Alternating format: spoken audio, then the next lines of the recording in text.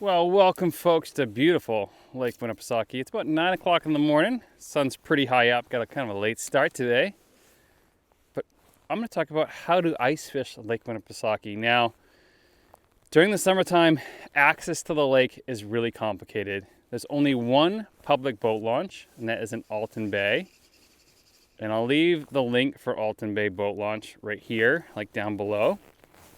And this is one of the lakes that I guide on. So I launch out of Alton Bay, I launch out of Meredith quite often, and I launch out of a couple other ones as well, but they're either paid or they're town residents only, so it gets kind of complicated during the open water season. But during the ice fishing season, the rules are a little bit flexed because all of the out-of-staters go home and it's less touristy during the wintertime. So what we're gonna do, now I'm watching fish on my screen as well. We're right in about a 60-foot hole. I got smelt all around me. I haven't seen any Lakers yet, but if one comes in, I'm going to pause and try to catch the Lakers. So we are on New Hampshire's public access sites, or access sites to public waters. So anything over 10 acres, and don't quote me if you guys are from Fishing Game or whatever. I think it's anything over 10 acres New Hampshire has to provide access to. So we can go right to this website. I'm going to link it down below. And we're gonna get rid of that, and we're just gonna zoom in here right on Winnipesaukee, not where I am. Of course, I don't want to completely disclose everywhere I fish. But you can go on this website and you can look at all these access points. So like right here is Echo Point Boat Ramp, and there's all sorts of stuff on there. Now, the problem, again, with access is some of it is town-owned. So what I want you to do is drive up to those places. They'll say, Town of Wolfboro, residents only. Call that town up, call the town hall up and ask, can I park there during the wintertime? Most of the time they don't bother you during the wintertime because it's like the population's way down and they more care about boaters and residents swimming in the lake. So you can buzz around to all of these spots here.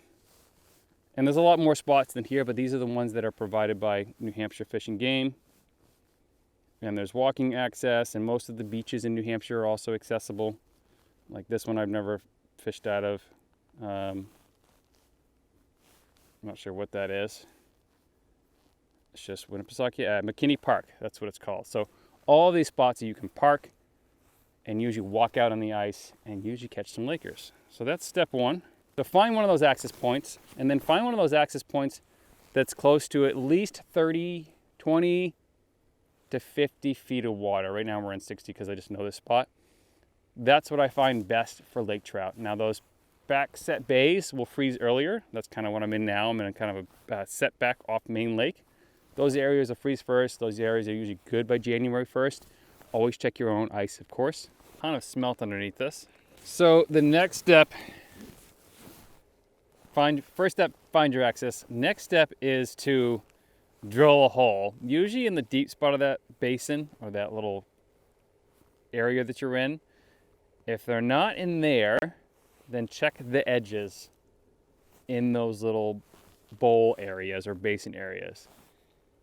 If you're using a sonar, I highly suggest even the Garmin Striker. I think this Garmin Striker 4, they run about $200. They have the Garmin Striker Castable, which is $100. That actually syncs to your phone. That's the cheapest sonar that I've actually used personally on the ice. I've actually guided with it. It's actually really easy to use. I'll leave the link for both of those things below. If you're using a sonar, what I want you to do is use the Winnie kit from BenditFish.com, which is what I'm using today. It's a 1/4 ounce jig head with a 2-inch swim bait that glows in the dark. Some of them glow, some of them don't. And drop that right to bottom if you're using sonar. If you're not using sonar, you can take that same jig head or a spoon and literally drop it to bottom and just keep pounding it on bottom until you hook up. So that's blind jigging. You can tip a little piece of meat on there, or sucker belly or something like that, or a piece of shiner, just some scent to give that a little more profile for a Laker. That's the blind jigging way. If you are jigging with a sonar,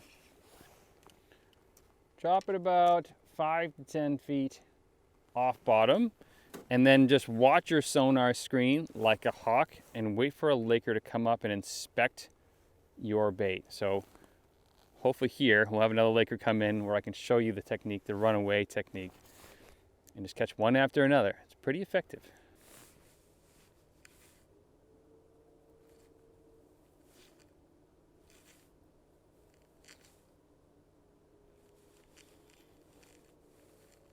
Come on. Got it. Just the lightest little bite in the whole wide world.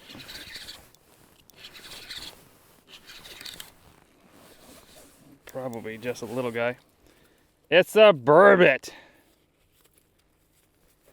Ha ha ha. You little whippersnapper. All right, these are a common bycatch here in Lake Winnipesaukee. We call them cusk, but they're a burbot or a freshwater cusk. They're very, very pretty. And they taste delicious, but I don't want to bring home fish today, so we're going to release them. Now, another super common species out here is white perch. They are great table fare. I'm not a big fan of them. They're actually related to striped bass, which are so these white perch are actually like landlocked white perch. They feed on smelt in here and they get huge, like the biggest in New England, basically up to like 17 inches. They get pretty big. They're great to eat. If you are catching them, take them home. They get bear trauma and they really can't, they have a hard time going back down. Same with cusk, but that one shot right back down and wasn't worried about it. And also yellow perch, and you'll occasionally catch a smallmouth bass out here when you're going for Lakers. Here comes something. Here comes something, and it is bright and sunny out here for sure.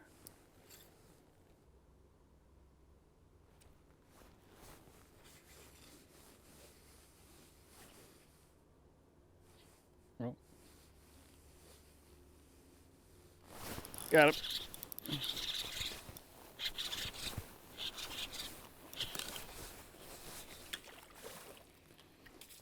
A squeaky little laker. First little lake trout of the day, and a super healthy one nonetheless, but super tiny. Wow, that's small. Going back in. Come on. Start recording. Got it. Get him, get him, got him. That was a classic chase, folks.